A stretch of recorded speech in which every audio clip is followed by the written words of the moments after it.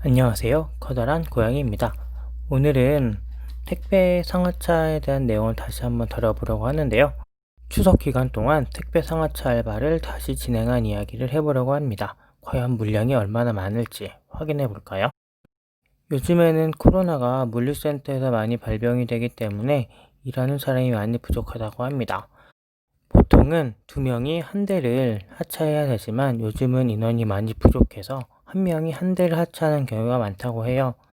그래서 다른 곳에서 지원이 올 때까지 한 대를 혼자서 해야만 했죠. 택배와 교통의 공통점은 무엇일까요? 바로 교통정리를 잘해줘야 된다는 겁니다. 각각의 레일에서 내려오는 화물들이 서로 막히지 않도록 교통정리를 잘 해줘야 스캐너가 잘 찍히고 그리고 도로가 막히지 않아서 하나하나 화물들이 잘 지나갈 수가 있게 되는 거죠. 그게 제대로 되지 않을 경우라면 수시로 레일이 멈춰서 작업자들이 레일에서 시간을 계속 보내야만 하니까요. 그렇기 때문에 교통체증을 잘 해결해 줘야겠죠.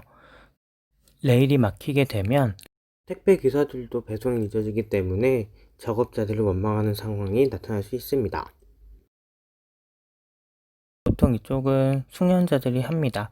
왜냐하면 빠르게 내려오는 화물 속에서 일렬로 줄을 세우고 내려오는 행랑을 따로 빼고 파손된 물품을 잘 확인해 주고 그 다음에 바코드가 보이지 않는 것을 다시 세워줘야 되니까요. 정말 빠르게 물품이 내려오기 때문에 잠깐이라도 쉬었다가는 금방 막혀버리게 됩니다. 가벼운 물건도 많지만 김치나 아니면 전자제품 같이 무거운 거, 제습기 같은 것들이 들어오게 되면 힘이 너무 많이 들어요. 무거운 것을 계속적으로 옮기다 보면 땀도 많이 나서 생각보다 활동량이 많이 타는 것을 느낄 수가 있습니다. 행랑이 연이어 내려오게 되면 길이 너무 막히게 됩니다. 그럴 때는 과감하게 물건들을 땅바닥에 던지고 나중에 다시 올려놓게 됩니다. 그래야 원활한 교통정리가 되기 때문이죠. 교대 인원이 와서 저는 잠시 쉬러 갔다 왔어요. 하차를 계속 하다 보면 행랑이 계속 쌓이게 되는데요. 그럴 경우에는 다 같이 모여서 모든 작업을 멈추고 행랑을 레일에서 털게 되는데요. 한 명이 잘라서 올려주면 한 명이 털고 한 3명이 뒤집어 있는 거를 제대로 분리를 하게 됩니다. 행랑이 보통 산처럼 쌓였기 때문에 이런 작업을 거의 한 40분에서 50분 정도 하다 보면 바닥을 볼 수 있어요. 이렇게 바닥을 본 이후에 일부는 하차를 하고 또 일부는 교통제를 하면서 하루 최소 10대에서 최대 15대 정도를 하차를 하게 되면 하루 일과가 끝나게 됩니다. 사실 인원이 많다 보면 빠르게 진행될 일이겠지만 요즘에는 물류센터발 코로나 감염이 많아지고 있기 때문에 지원자가 많지는 않습니다. 사실 많은 돈을 주는 것도 아니긴 해요. 최저 시급으로 받다가 최근에는 인원이 너무 안 되니까 시급을 1만 원을 올려주긴 했는데 진작에 올려줬으면 많은 사람이 했겠죠. 생각보다 많은 돈을 받지 못하니까 꾸준히 나오는 사람들이 별로 없어요. 그래서 저도 기본적인 일을 하면서 시간 날 때마다 가끔씩 하게 되는 택배 상하차 작업입니다. 추석이라 그런지 물량이 많다 보니 예전에 일했던 곳에서 한 일주일 정도 도와달라는 말이 있어서 저도 일을 하고 있습니다. 인원 부족 현상은 하차뿐만 아니라 상차에도 이루어지는데요.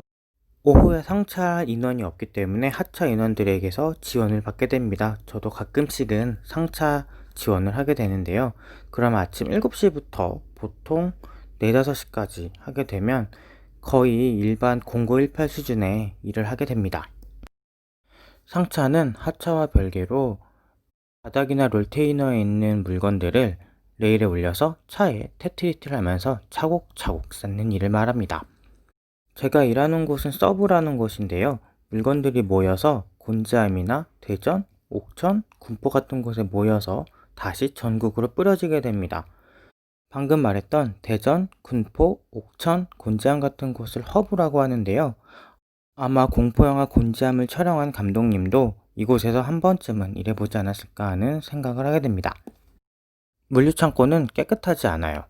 하차를 하거나 상차를 하게 된 이후에 마스크와 장갑 그리고 제 얼굴은 시커멓게 되기 때문에 혹시라도 여러분이 택배를 받고 나서 물건을 만졌다면 손을 꼭 닦길 바랍니다.